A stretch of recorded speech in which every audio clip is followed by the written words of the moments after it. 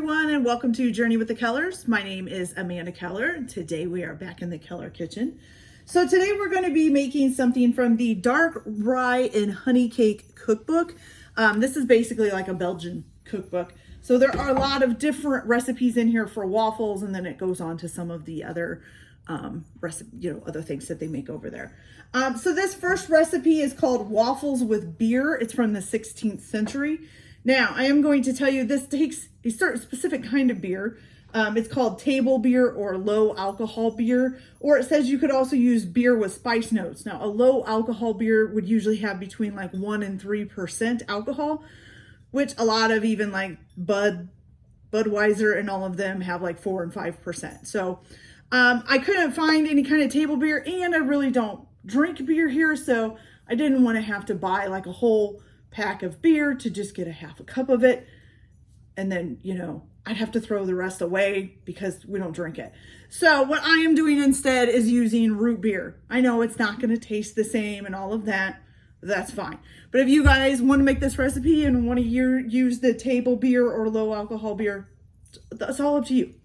Okay, so the first thing that we're going to do is you're going to get a pan and turn this on to a low heat. You're going to take 3/4 of a cup, which is about 1.5 sticks of unsalted butter. And you're going to put this in the bottom of the pan and melt it. Oops, make sure you get all the wrap off there. Okay, and you do want to make sure you kind of do your butter at a slow melt. Otherwise, if you have the heat up too fast, the butter will just burn and then it won't taste very good. Okay, so we're just gonna let that melt in here. While we're waiting for that to melt, we can go ahead and pour our 1/2 cup of beer so that it's ready. Or in my case, root beer. So it's just one of the substitutions that you can use for beer. If you want to look up some of the others and use something else, that's fine too. You can use non-alcoholic beer as well, but the same thing that you kind of have to buy in a pack. It's a little bit harder to buy it like in single cans or whatever. So I'm just going to use root beer. May not be the same thing, but we'll get the gist, I think. So in this cookbook, it's really interesting how she goes on about the different waffle irons that she has. So I guess in Belgium, it's kind of a tradition that your waffle irons are passed down through your family members. So she, who created this book, let's see, what is her name here? Regula, oh man, I don't think I can say that name. It's Yasuagen or something. Whew, that's probably not even close to right. I am not good with like Belgian spellings or anything like that. But she has actual like cast iron waffle plates that she collects. So she has several different waffle plates for different kind of waffles. So for this one, you can use a plain waffle iron, just a regular one. But there is like a specific one that she would use. So, but in the United States, they don't really make different kinds of depths of a waffle maker, except for maybe like an ice cream cone waffle maker. So that would be the only one that I could think of that would really be different from our regular waffle maker. So, and she shows pictures in here of some of the different, some of the different, if you can see that, I hope. So some of the different irons that she has for making waffles. Some of them are really pretty and have kind of creative designs, but most of them are like cast iron ones that you would cook over a fire, which I think would be really cool to watch somebody make some waffles over a fire like in the olden days. That'd be kind of cool. All right, so we're getting our butter melted here. It's almost done.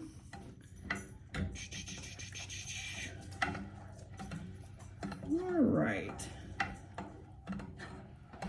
And of course, she does say that this is kind of an historical recipe. It's from the 16th century, and they can be kind of vague. So the quantities and instructions, they usually omit essential stuff. So this one that is in this book was pretty detailed, so that's why she used it. So it's kind of interesting, But, in Belgium, they are known for making Belgian waffles. That is their big thing. And it is like a tradition for families to pass their waffle irons down through family members. They also have machines that have interchangeable plates that come with different plates for you to make waffles on. So that's pretty cool. I couldn't find anything like that here. I looked. I wanted to see if they had anything. Nothing. Can't find anything. Okay, so our butter is all nice and melted. Once you have that, you're going to go ahead and add your 1/2 cup of beer. Okay, and you're just going to stir that up, and you're going to take it off the fire. Okay, and you're going to let this cool down to a tepid temperature is what it says. Okay, so now we're going to come on over here to the counter to mix the rest of our stuff up. Let me set you guys right there. Okay, so our next part is you're going to combine your flour, which you're going to need 2 cups of flour.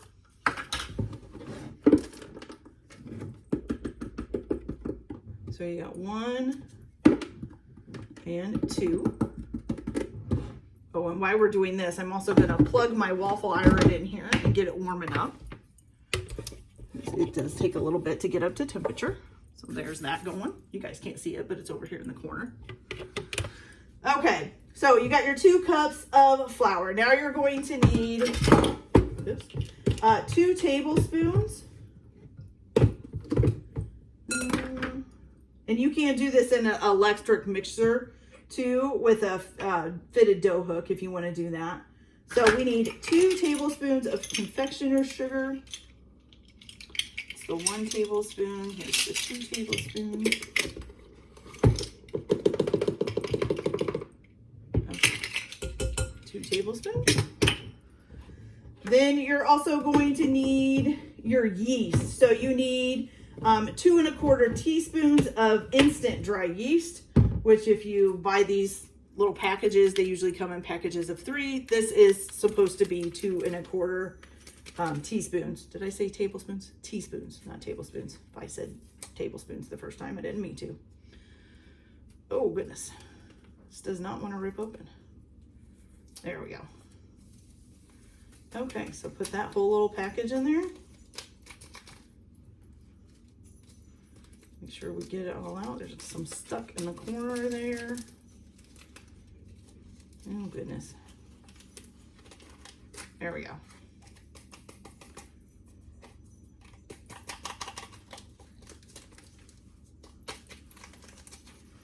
Okay, so we're just gonna mix that up a little bit. Okay, so now what you're gonna do, once you get that kind of mixed up, you're gonna make a little well in the middle, but don't go all the way down to the bottom of the bowl. You're just making a little well. You don't want to have a hole down to the bottom of the bowl. You're going to take 1 medium egg yolk and you're going to put it in there.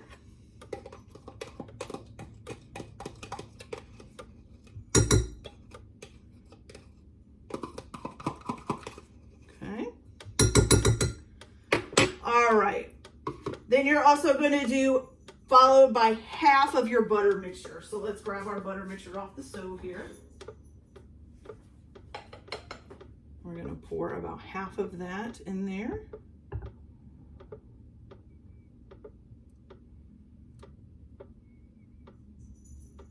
Looks about right.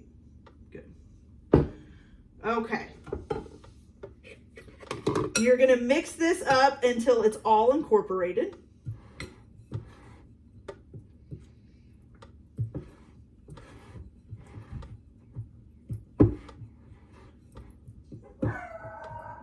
My daughter's coming home, so you're gonna hear my dog barking and probably my Ring doorbell go off. That's okay.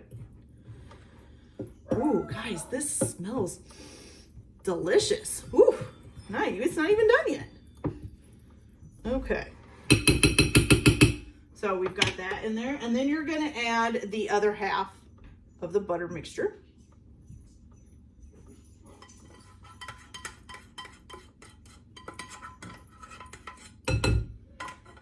That in there. And you're going to combine that all up.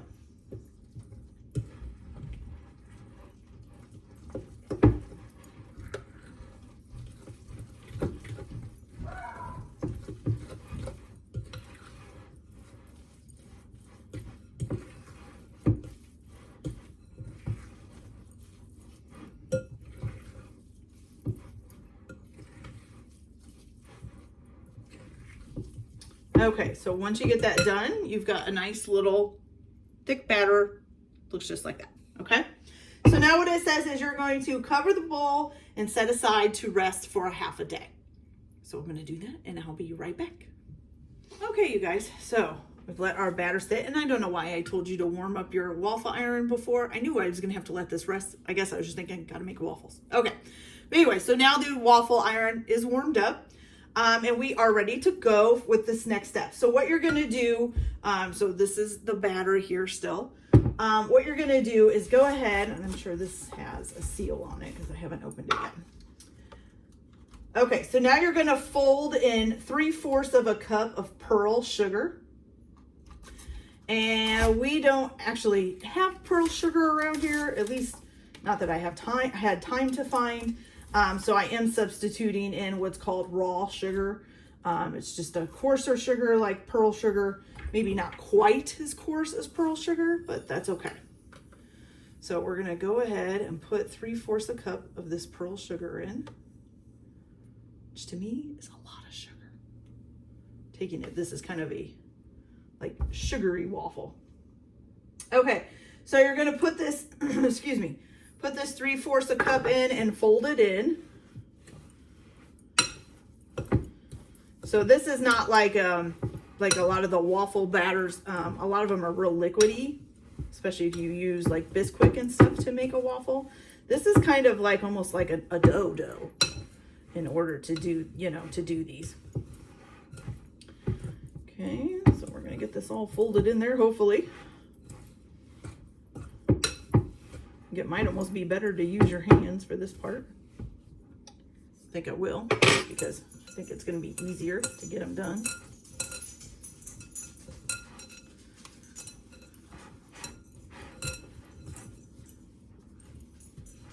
Okay, make sure you get this stuff off the side.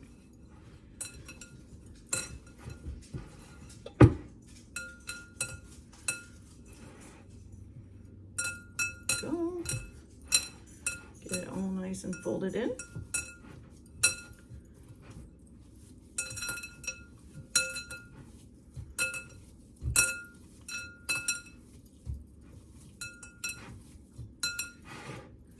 Okay, so now once you've gotten that all done, you're going to divide this up into 7 portions.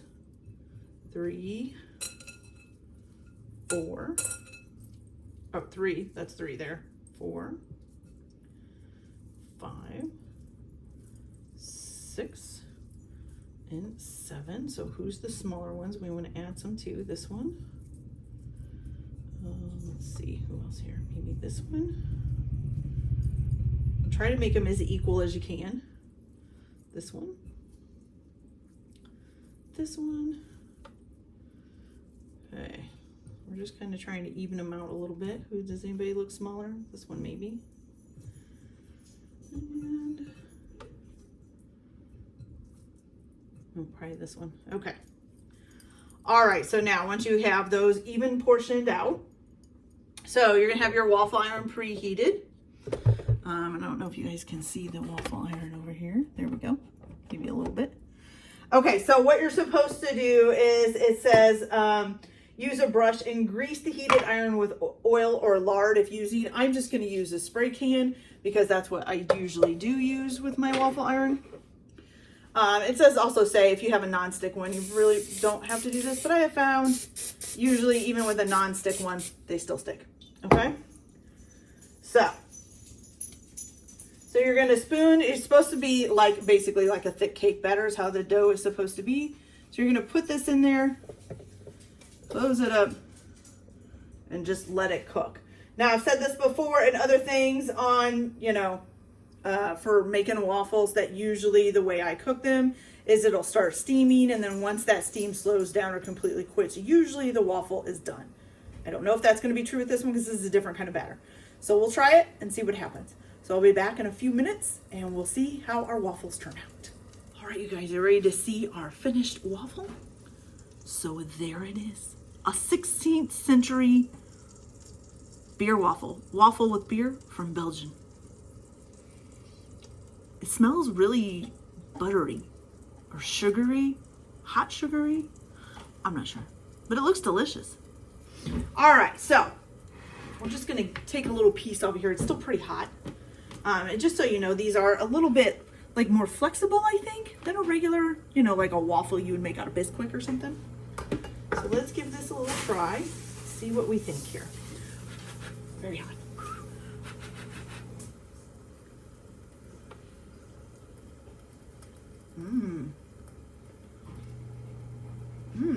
That's different. It's not bad different, but it's totally different from like a waffle I've ever had. You can taste that coarser sugar in there. It's really, really good, you guys. Kudos to Belgium for an excellent waffle, because that is really awesome.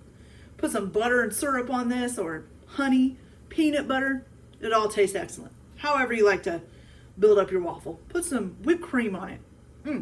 Some strawberries, some jam, whatever. Delicious. Okay, you guys, so that's it for our video today. I hope you guys enjoyed it. Like and subscribe if you like, or don't if you don't, whatever. Everybody have a good day. Enjoy your cooking. We'll see you later. Keep that kitchen messy.